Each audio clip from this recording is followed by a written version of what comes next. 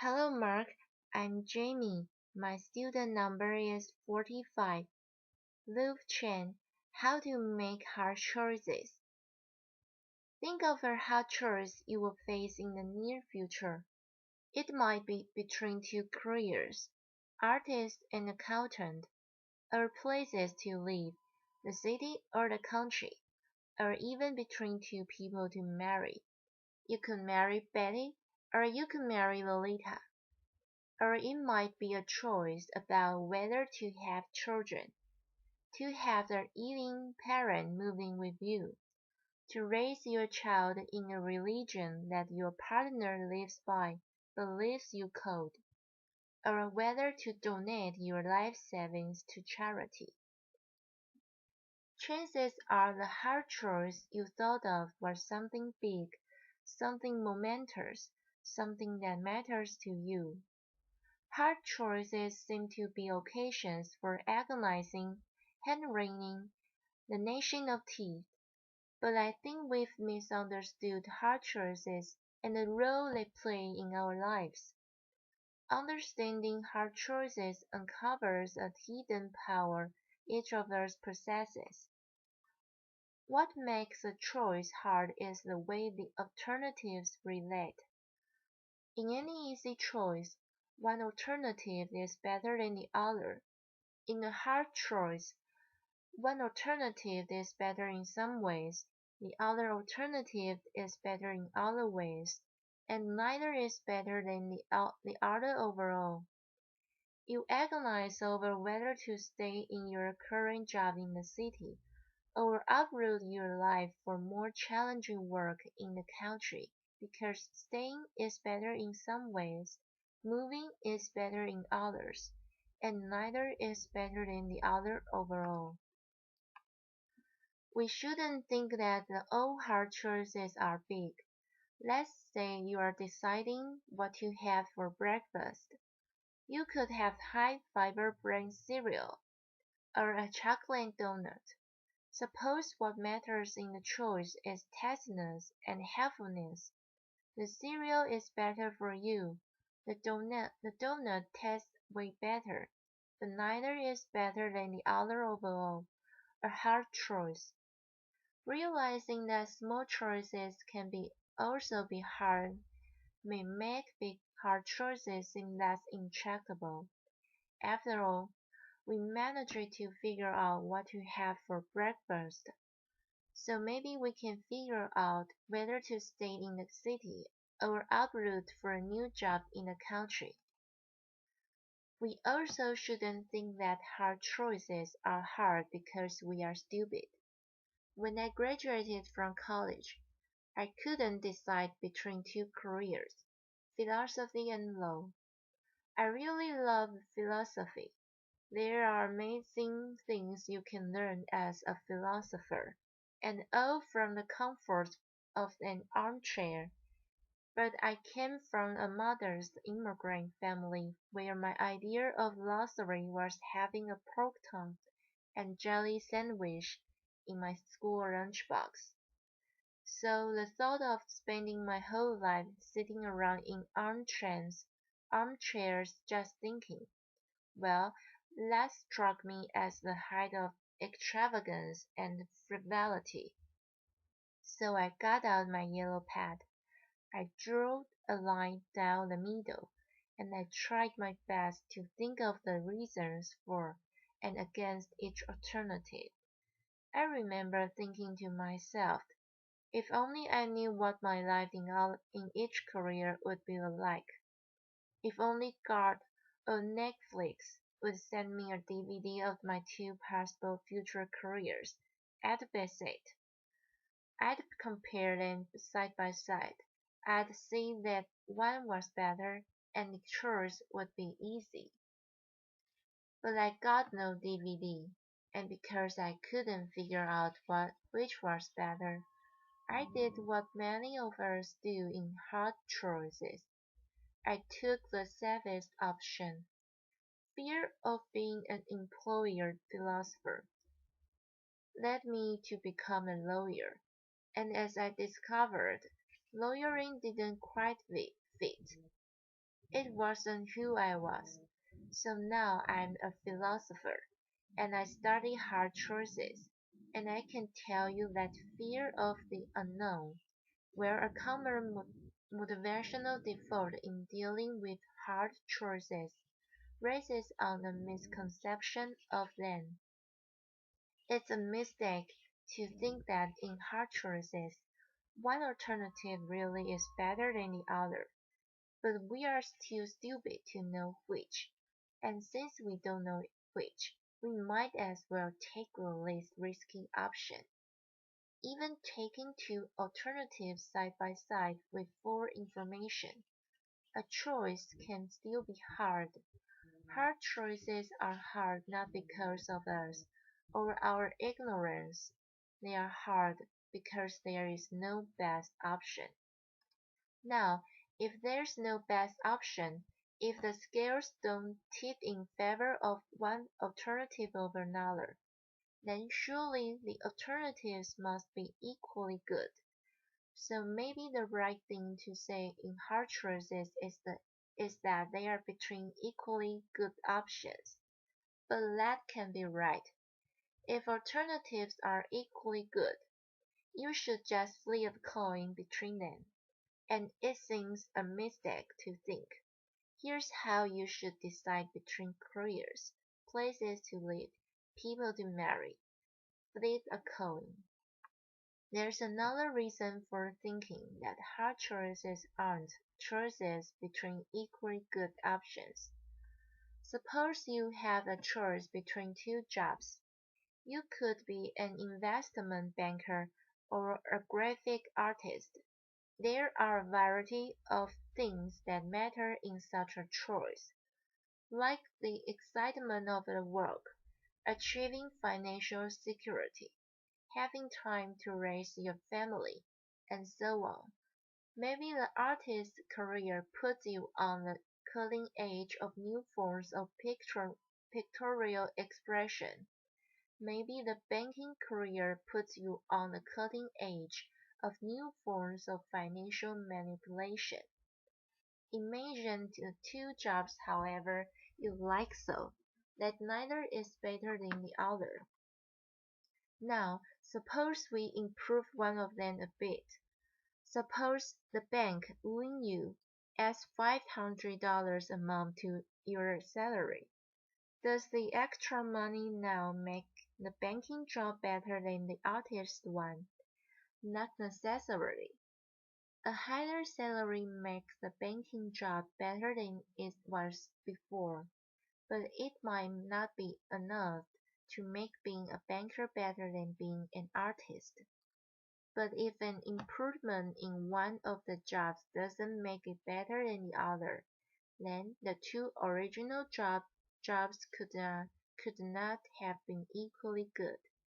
If you start with two things that are equally good, and you improve one of them, it now must be better than the other. That's not the case with options in hard choices. So now we've got a puzzle. We've got two jobs. Neither is better than the other, nor are they equally good. So how are we supposed to choose? Something seems to have gone wrong here.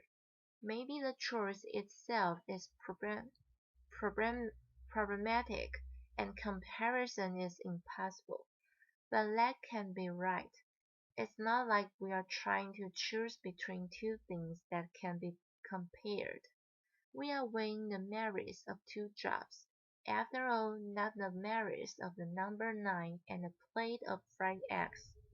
A comparison of the overall merits of two jobs is something we can make, and one we often do make. I think the puzzle arises because of an unreflective assumption we make about value. We unwittingly assume that values like justice, beauty, kindness are akin to scientific quantities like length, mass, and weight. Take any comparative question not involving value, such as which of two suitcases is heavier. There are only three possibilities. The weight of one is greater, lesser, or equal to the weight of the other. Properties like weight can be represented by real numbers, 1, 2, 3, and so on, and there are only three possible comparisons between any two real numbers. One number is greater, lesser, or equal to the other. Not so with values. As post-Enlightenment creatures, we tend to assume that scientific thinking holds the key to everything of importance in our world. But the world of value is different from the world of science. The stuff of the one world can be quantified by real numbers. The stuff of the other world can't. We shouldn't assume that the world of length and weight has the same structure as the world of odds of what we should do. So, if what matters to us, a child's delight, the love you have for your partner, can be represented by real numbers, then there's no reason to believe that in choice there are only three possibilities, that one alternative is better, worse, or equal to the other. We need to introduce a new fourth relation beyond being better, worse, or equal, that describes what's going on in hard choices. I like to say that the alternatives are on a par. When alternatives are on a par, it may matter very much which you choose, but one alternative isn't better than the other. Rather, the alternatives are in the same neighborhood of value, in the same league of value, while at the same time being very different in kind of value. That's why the is hard. Understanding hard choices in this way uncovers something about ourselves we didn't know. Each of us has the power to create reasons. Imagine a world in which every choice you face is an easy choice. That is, there's always a best alternative. If there's a best alternative, then that's the one you should choose, because part of being rational is doing the better thing rather than the worse thing, choosing what you have most reason to choose. In such a world, we'd have most reason to wear black socks instead of pink socks, to eat cereal instead of donuts, to live in the city rather than the country, to marry Betty instead of Lolita. A world full of not easy choices would enslave us to reasons. When you think about it, it's nuts to believe that the reasons given to you dictated that you had most reason to pursue the exact hobbies you do, to live in the exact house you do, to work at the exact jobs you do. Instead, you faced alternatives that were on a par, hard choices, and you made reasons for yourself to choose that hobby, that house, and that job. When alternatives are on a par, the reasons given to us, the ones that determine whether we are making a mistake, are silent as to what to do. It's here, in the space of hard choices, that we get to exercise our normative power, the power to create reasons for yourself, to make yourself into the kind of person for whom country living is preferable to the urban life. When we choose between options that are on a par, we can do something really rather remarkable. We can put our very selves behind an option. Here's where I stand. Here's who I am. I'm for banking. I'm for chocolate donuts. This response in hard choices is a rational response, but it's not dictated by reasons given to us. Rather, it's supported by reasons created by us. When we create reasons for ourselves to become this kind of person rather than that, we wholeheartedly become the people that we are. You might say that we become the authors of our own lives. So we choose when we face hard choices, we shouldn't beat our head against a wall trying to figure out which alternative is better. There's no best alternative. Instead of looking for reasons out there, we should be looking for reasons in here. Who am I to be? You might decide to be a pink sock wearing, cereal loving, country living banker, and I might decide to be a black sock wearing, urban, donut loving artist. What we do in hard choices is very much up to each of us. Now, people who don't exercise their normative powers in hard choices are drifters. We all know people like that. I drifted into being a lawyer. I didn't put my agency behind lawyering. I wasn't for lawyering. Drifters allow the world to write the story of their lives. They let mechanisms of reward and punishment, pats on the head, fear, and easiness of an option, to determine what they do. So the lesson of hard choices reflect on what you can put your agency behind, on what you can be for, and through hard choices become that person. Far from being sources of agony and dread, hard choices are precious opportunities for us to celebrate what is special about the human condition. Let the reasons that govern our choices as correct or incorrect sometimes run out, and it is here, in the space of hard choices, that we have the power to create reasons for ourselves to become the distinctive people that we are.